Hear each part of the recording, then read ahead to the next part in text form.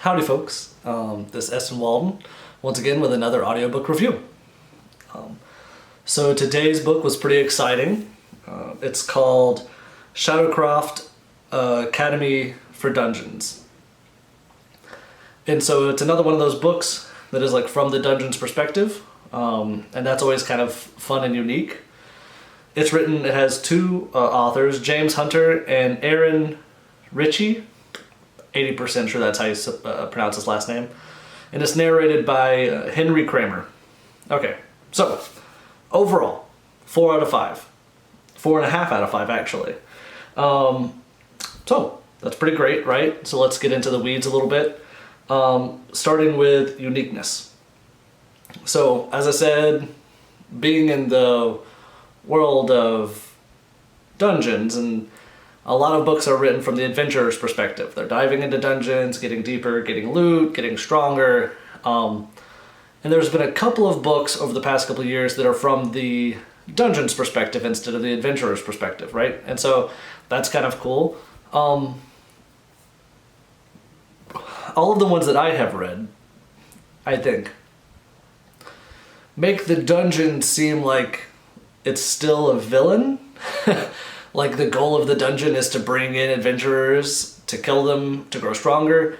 And so this book actually takes the perspective, or creates the perspective, in which dungeons are actually the good guys. It makes it a noble pursuit. And so I gave it a 4.7 out of 5 for Uniqueness. I don't know what it'll take for me to give something a 5, but this got a 4.7 out of 5. So that's pretty great.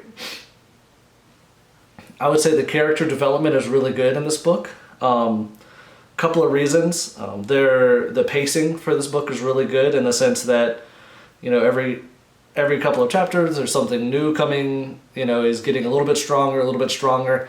And then it also tosses in some of those wow moments, some of those moments where you're just like, you see the power and effect that the main character has in a very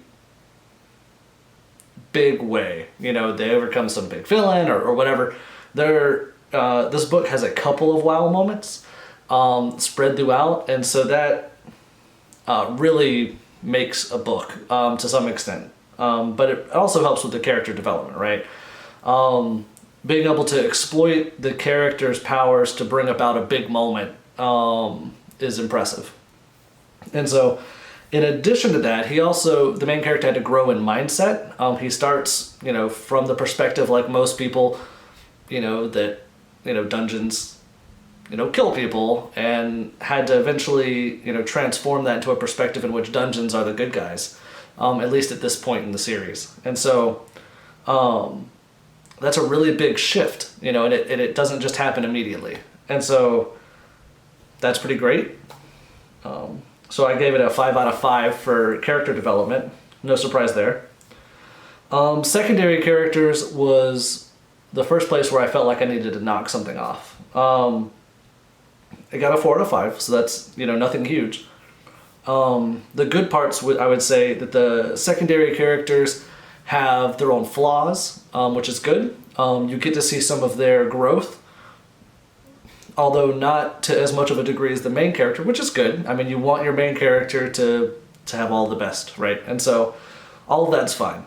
The part that I took exception with is that they seemed too convenient. Disingenuous, I guess, was the right term, was the term that seemed the most accurate to me. And that's what I mean is early in the book, it's made known to the main character that there is not very much cooperation that happens, and a particular track that he wants to go down isn't going to be, you know, a good idea, because in this world, people are not going to want to cooperate with him. And then lo and behold, like not just one, but 3 other people cooperate with him, and it doesn't take a ton of convincing. Like, it's almost just like, oh, do you want to? Yeah, that sounds great. And so it felt like the side characters were just a little bit too convenient to the storyline for me to be really excited about it. if they had a little bit more depth and like they had to make like a hard decision to, or they made it seem like it was a hard decision, that would have made me kind of pull back on that. So instead of getting a 5, I got a 4 out of 5. Maybe a 4.5 could have been an option. That's not what I chose. So you get what you get. And then the magic system was the second place that I felt like the book needed a little bit of work. So I read a lot of books with a lot of different magic systems in place. And so the hallmark of a magic system is the more you learn about it, the more connected everything feels, to the point to where each new thing you learn feels like it belongs in the world, right? It belongs in this, system. With this book, it felt like the magic system was random and sporadic. And so, you would learn that the secondary character got this ability, or someone got this ability, and it might have made sense like with that character, but it didn't make sense as a whole, right? There was no like connectiveness to like how people got abilities or what these abilities mean or where they come from. There's like a baseline like elemental structure behind some of the magic system, but it's not really, it's kind of talked about, but it doesn't feel connected to like the abilities that everyone's getting.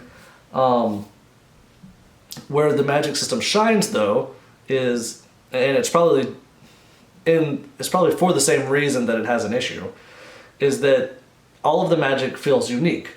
Someone's ability to, make a mech suit or whatever,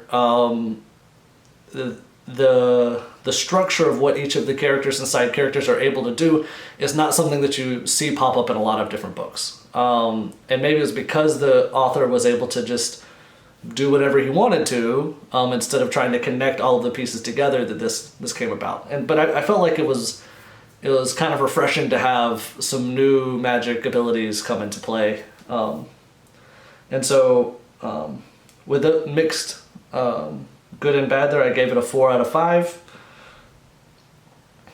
Then we go on to the narrated side of things. I guess the overall book review was 4.43. And now we're going to move into the narrated section, which I gave a 4.75.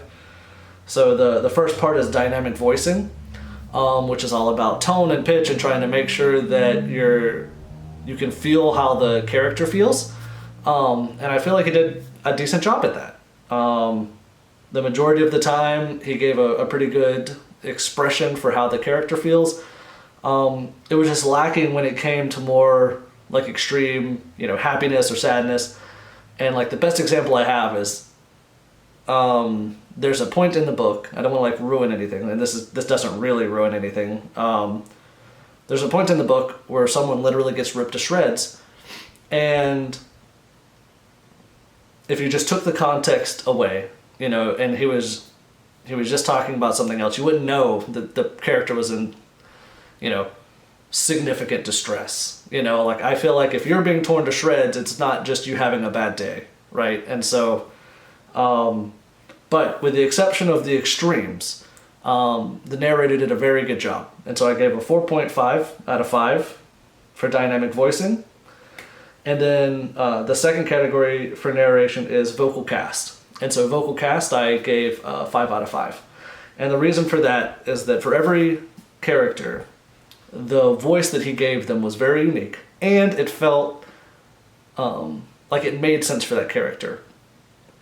I don't know how to describe it except for that the tree person sounded like it could have come from a tree person. The Minotaur's voice sounded like it came from, a Minotaur. Like the voice that he chose to use for the Minotaur, I'm like, yeah, that feels right. That feels like, a bull human hybrid would sound something like that, which I don't even know how you bring that expression about, right? But that's how I felt. And so he got a 5 out of 5 for vocal cast, and narrator got overall 4.75. So that brings the total book, the summary of the narrator and the book itself, 4.53 out of 5, which is great.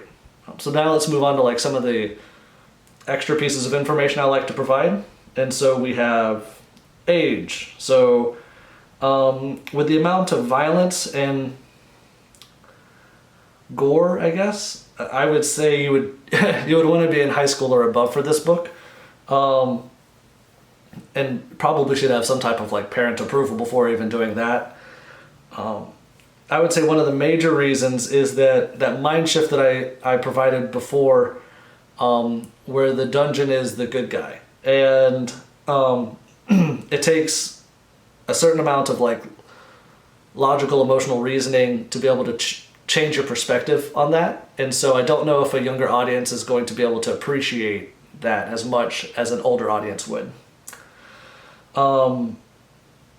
Let's see here. This book feels a little bit more serious, although there is quite a bit of humor. It's just leans a little bit more to the serious side. Romance, there's none in this book.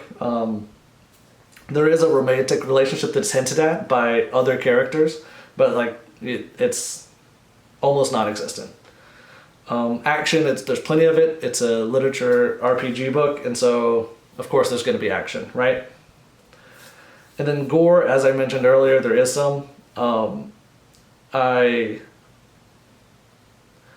I referenced a point where someone gets ripped apart, and it's not like, oh, this person gets ripped apart. It like starts from like the foot and like works its way up, and you get to hear the different parts.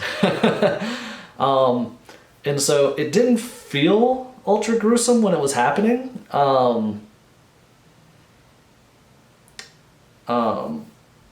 Which is, once again, that might have been because of the narration or the way it was described. I don't know.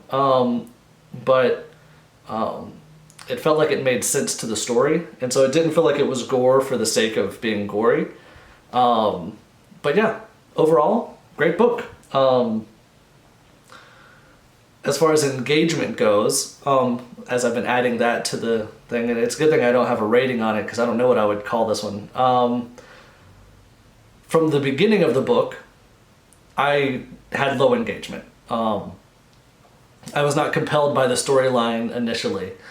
And some of that had to do with the power level of the main character near the beginning. But like once you hit your first wow moment, you're pretty much sunk at that stage, and you have to finish the book. You can't stop.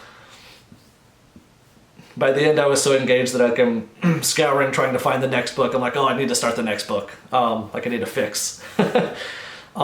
So I wouldn't be able to give it just like a number, because it starts fairly low engagement and then it ends very high engagement. And so not all books work that way, but this one does. And so yeah, either way, so we got, 4.5 essentially out of 5, and that's it.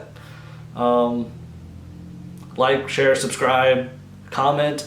I don't get a lot of those, but I would love to hear your perspective on the book if you have read it, what you would have rated it for different parts, if you would add a different rating scale altogether. Like maybe you think there's another thing I should be rating narrators on. And if you do that, give me what a 5 looks like and give me what a 1 looks like. What is a good and a bad rating in that scale. And in addition to that, if you have any good book ideas, I have what feels like an endless number of books to listen to. But if enough people wanted me to review a book, maybe I would. The only way to find out is to drop a comment. So either way, that's it. Thank you for listening, and we're out.